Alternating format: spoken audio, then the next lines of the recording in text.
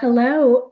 Thank you, Jessica Bush, for joining us today. I'm so excited to talk with you about leadership on our Operationally Speaking podcast. Please tell the listeners a little bit about yourself. Thank you, Tina. So I am a nurse by trade. I've been a nurse for about 25 years, and I have worked in a variety of healthcare settings and systems. I love pre-op and PACU. That has been my heart's desire for the past 15 years to serve the patients and community within the perioperative space. And so it's been a joy and a love. I am a certified ambulatory peri-anesthesia nurse. I'm a certified patient experience specialist. I'm a certified leadership development trainer. I'm a certified coach. So I obviously like education myself, or like to take tests, one or the other. but but I love being able to serve people in a way that is uncommon. And when I say uncommon, I say from a space where you can combine what it's like to deliver that bedside nursing care, but also have the elevated thinking from a leadership standpoint and bring in those patient experience strategies from being a patient. And when you combine like all three of those things as a perspective, that is a little bit unique to me and gives me an opportunity to be able to make change in a lot of different spaces. Oh, that's amazing.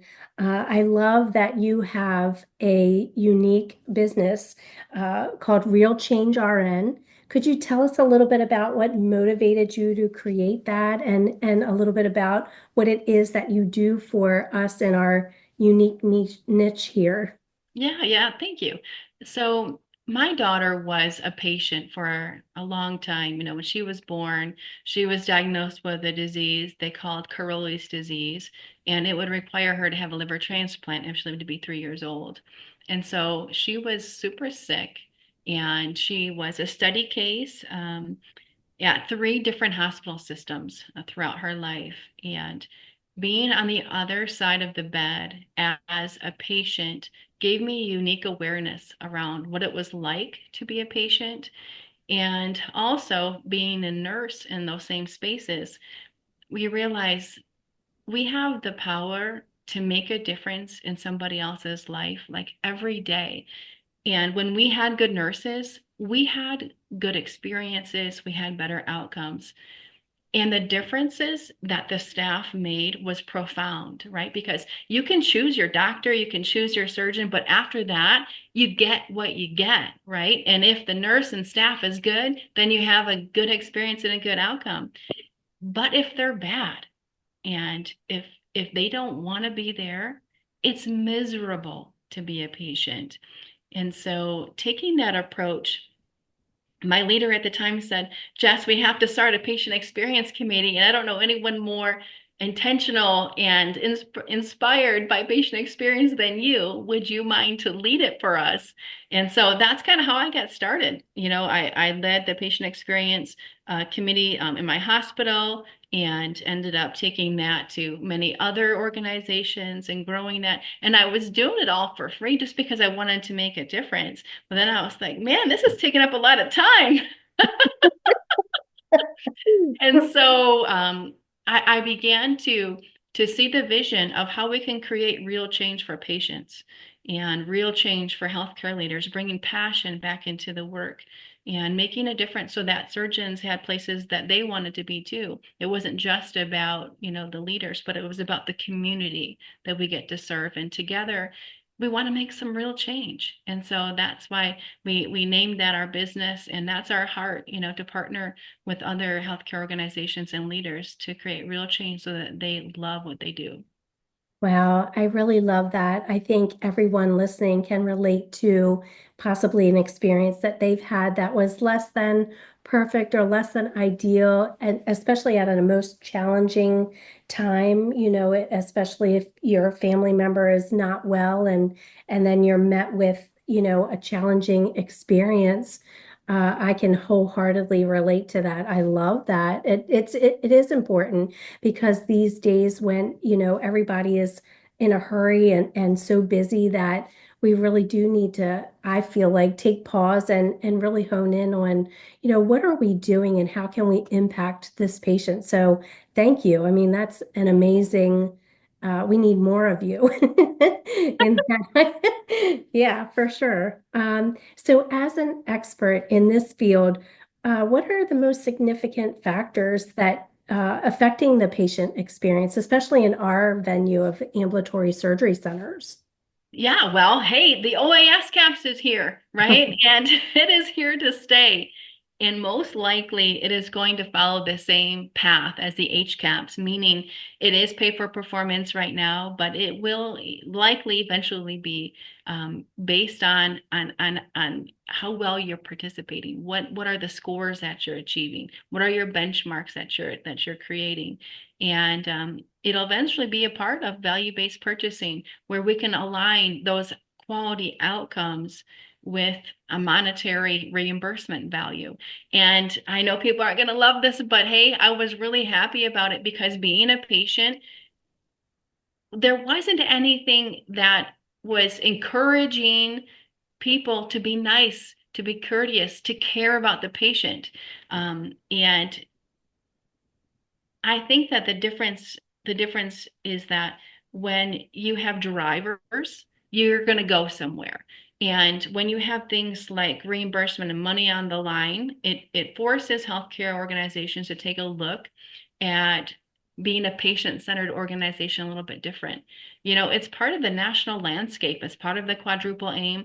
There are tons of different programs that are bringing the patient experience into the care delivery model, associating it with money. And we lack education around those things because we think, the patient experience is about being friendly or nice or smiling.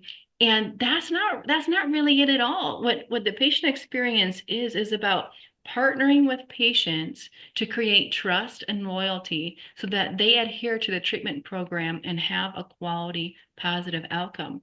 You see, patients are looking for three things whenever they come into your doors. Number one, can you help them? Number two, can they trust you? And number three, do you care about them?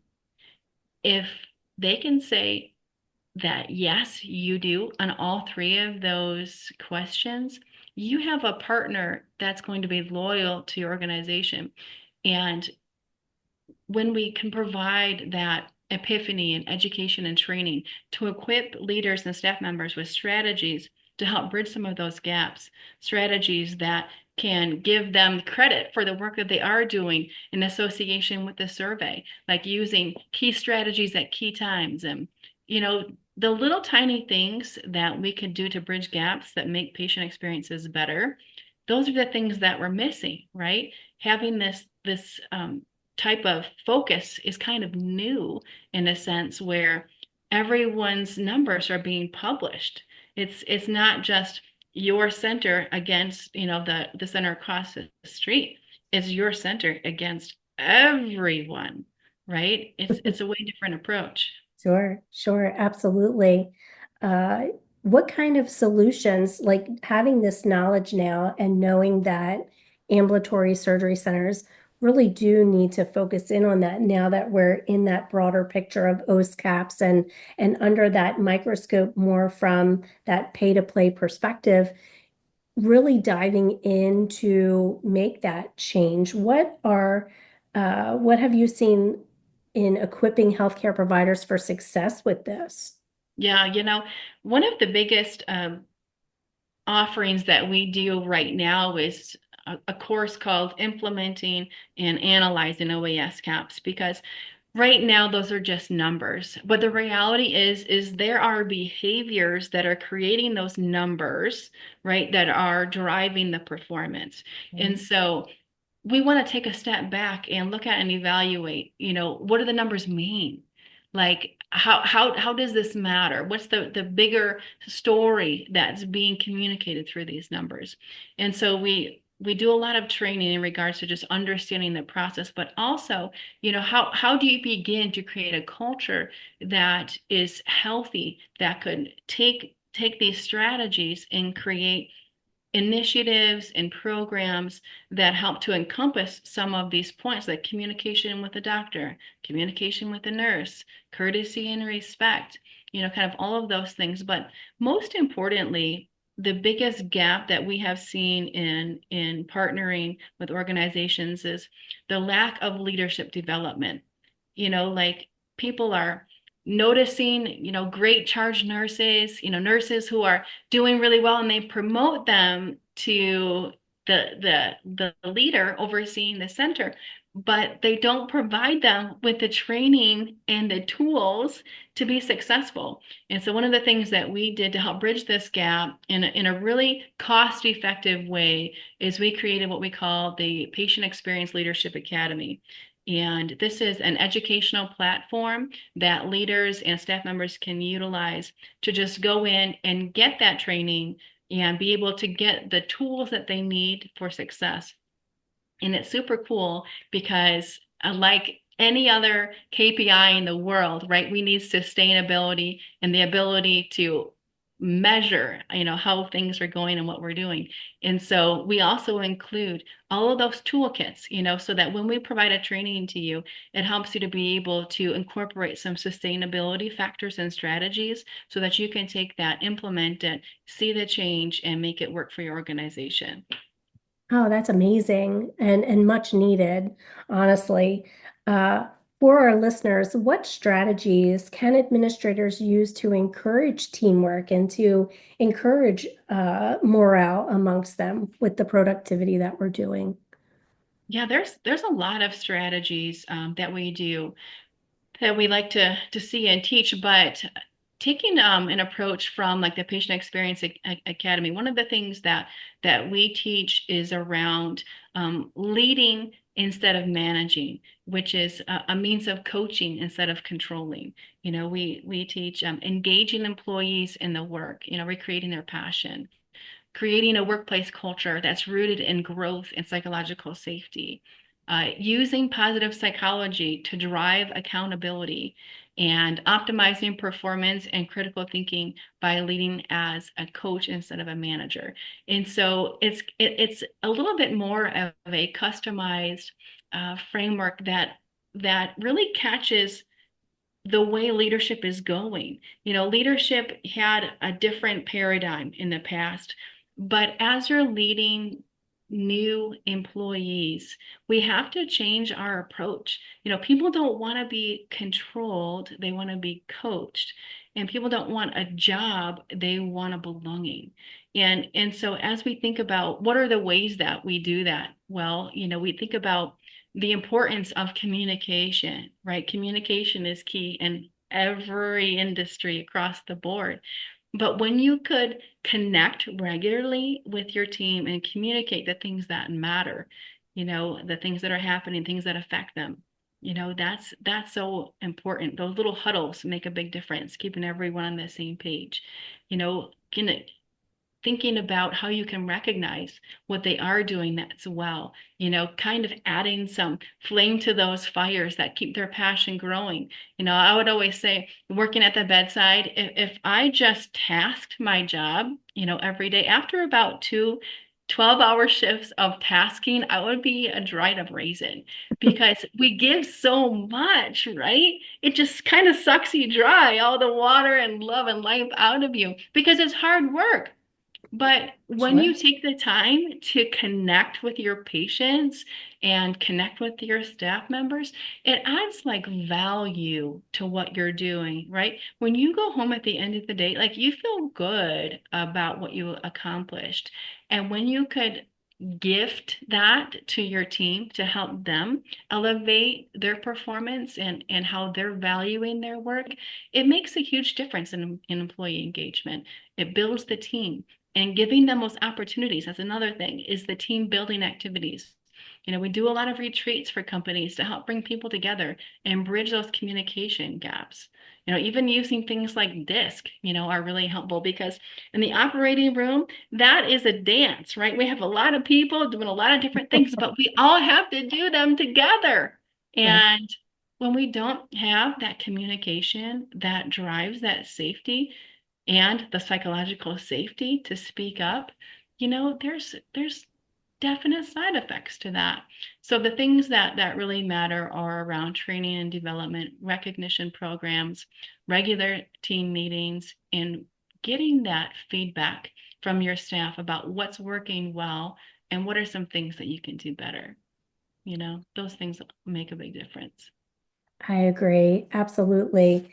You can really tell sometimes when you go into an organization whether the team is cohesive, whether it's a happy environment, or you go into other organizations and you can just feel the vibe is off. People aren't happy. And I think that's where you see, these interactions that are not healthy for you as a patient or you as a visitor or even you as a staff member. So I wholeheartedly agree with that. And, to your point, leadership trying to pull those teams together and up really affects every aspect of your whole patient experience and your whole environment in which you're trying to work. How not fun would that be to go to work every day and feel like you're in a reactive or controlling or, not team, oriented environment? That would be miserable. And that miserable would have to exude itself, you would think. We've You all had those know? jobs, Yeah. right? We all have worked for those leaders, but we also have found leaders along the way, if we've been in it long enough, that were people that we wanted to become. You know what I mean? Yeah. Like I have a manager that I think of so dearly that worked with me when I was going through that situation with my daughter and how she leaned into me and made such a big difference. Her unit was the worst unit in the hospital to work on. Like it had such high turnover, but there was no way I was ever going to leave her. Like the job was the hardest job in the hospital, but we had the best leader. And that to me meant everything to me. I'll do whatever it takes as long as I follow her. Oh, wow. Yeah, yeah, that's an interesting perspective. Because typically you'll say, oh, if the leader's really good, then the unit has to be good. So that's interesting. But I totally understand your point that she really meant a lot to you and mentored you, and you really appreciated what she brought to the table for you. Yeah, let Yeah. me clarify that to your point. It wasn't that the unit was bad, it was the hardest patient population. Oh, You I know, see. I see. Okay. So back in the day, hello, you would have like two vents, two drips, and maybe one or two walkie-talkies on midnights, right? Right. Nobody does that anymore. Right. But back then, like it was so heavy, you know, Right. and because of it, it was so hard. People just burned out, it was great camaraderie because we had the 3 a.m., feast every night. Everyone would have amazing potluck. So the team was great, the leader was great. It was just hard patience. You Sure. know, back Sure. then we didn't have all the rules that we have today. So everyone get excited if you don't have to deal with that like us. Now, well, thanks for that clarification. And I started out night shift in the ICU. So I remember the 3 a.m., 4 a.m. snacks, food, and snutching warm blankets out of the blanket warmer because it would get cold I on the know, unit. I know, because you're tired, right? You're like, oh, it feels so good. Yeah, I Agreed. remember that. Um, I have one more question. So in what ways can we inspire our leaders not only to grow personally, but to also elevate their teams to this exceptional customer service? Are there any pearls that you could share with the listeners, that this, would help? Yeah, yeah, yeah. Number one, I learned this from a mentor of mine, Chris Bairden. It was what you permit, you promote, right? So if you allow bad behavior, you're going to grow bad behavior, not directly, but definitely indirectly. And so make sure that you are cultivating a culture that you want to work in, right? That you want to create for other people, and how important it is to model the way. You set the tone for the organization. You set the tone for each department that you oversee. And the kind of leader that you are is creating the teams that are following you? And are you creating the image that you're going to be most proud of? Right. And so as we partner with leaders through the Patient Experience Leadership Academy, through group coaching and executive coaching, what we see time and time again is how important it is to connect yourself to your purpose, why you said yes to leadership, why you said yes to the role that you're in, and then how are you growing yourself? Because how you're growing yourself directly correlates and rubs off on how you're growing your team. When you care about yourself and put yourself on your priority list, it matters. And it helps you not only to lean into yourself, to increase your self-awareness and your emotional intelligence, but it also allows you to lean into your social awareness, to create your social intelligence, where you can see what people need and when they need it, and be that person in those moments that can make that difference and create the real change that's needed to make the outcome a better experience for everybody. So as you engage the heart, the head, and the hands of yourself and your team, you notice that your output is going to be linked to your input. And so make yourself a part of your priority list. Ah, I totally love that. While you were talking about that, it made me think back to when I first became a leader, and you're really working to help people and these things, and you don't realize that how much your interactions do mean to the people that you're working with. And it just struck me, when you reflect, because reflection is so important as you're growing in your leadership role. But when you see someone who has leveled up in their leadership, you don't think about it while you're doing it. You don't think about while you're doing, to your point, working on yourself and really putting out there what's coming back to you. And you see that the work that you unintentionally or intentionally done with another nurse who is coming into her own as a leader, how that makes you feel. It is so rewarding to really see the results of your efforts in your leadership, you know. They're your kids, right? I mean, is there that we call that now succession planning, Tina? Right. I know. Are we getting there? Are we there? Yeah. But doesn't it add value to you when you can add value to people? You Mhm. know, that's what I learned through Maxwell Leadership. The importance of adding value to people makes your life so much more fulfilling. And when you take the time to lean into others, to make a difference, and to honor yourself, you are your number one priority. If you don't take care of yourself, where will you live?